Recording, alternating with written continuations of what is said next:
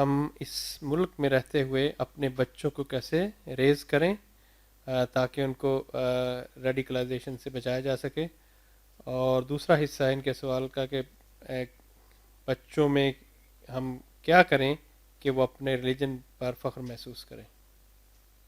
Religion پر شکر کریں، فخر کی نفسیات سے نکلی۔ اس نفسیات نے ہمارے پورے قومی وجود کو برباد کر کے رکھ دیا ہے۔ ہم ہمیشہ فخر ہی کی نفسیات میں مبتلا ہوتے ہیں۔ اللہ کا شکر کیجئے کہ اس نے شکر بچوں کو سکھائیے، اپنے آپ کو بھی شکر سکھائیے۔ یہ فخر کی نفسیات بڑی خطرناک نفسیات ہے، یہ دوسروں کے بارے میں حقارت پیدا کرتی ہے۔ تو اللہ کا شکر ہے اس نے ہمیں ہدایت دی، اللہ کا کرم ہے، اس کی عنایت ہے، ہم اس کا شکر ادا کرتے ہیں۔ تو ایک تو اس لفظ کو لغت سے نکال دیجئے۔ اللہ تعالیٰ نے بہت وضاحت سے کہا ہے کہ ان اللہ لا یحب کل مختال فخور، فخر کرنے والے اور شیخیاں بگاڑنے والوں کو اللہ پسند نہیں کرتا۔ ہمیں جو تعلیم دی گئی ہے وہ صبر اور شکر کی تعلیم ہے، یعنی کوئی مصیبت آ گئی ہے، تکلیف آ گئی ہے تو ہم صبر کریں، اور اگر کوئی نعمت ملی ہے، دین کی نعمت ملی ہے، ہدایت کی نعمت ملی ہے، یا کوئی اور دنیوی نعمت ملی ہے، مال ملا ہے، دولت ملی ہے، عزت ملی ہے، تو اس پر اللہ کا شکر ادا کریں، نہ کہ اس پر فخر کی نفسیات میں مبتلا ہو جائیں۔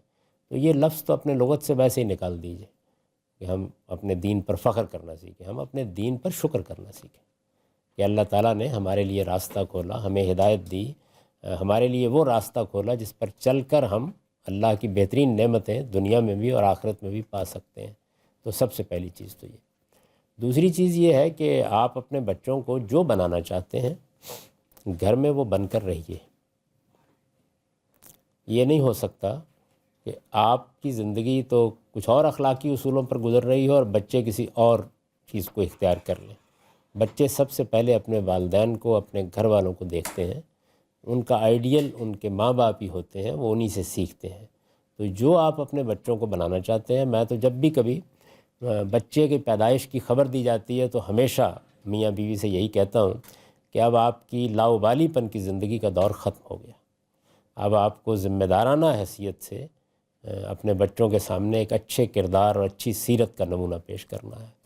اللہ تعالیٰ نے یہ شادی کا رشتہ قائم ہی اصل میں بچے کے لیے کیا ہے، تو اس لیے اب اپنی پوری طاقت اس میں صرف کریں کہ آپ جو چیز اپنے بچوں میں پیدا کرنا چاہتے ہیں، یہ خدائی کام ہے جو آپ کے سپرد کیا گیا ہے، آپ اس کا اعلیٰ نمونہ بن کے رہیں، ایک چیز۔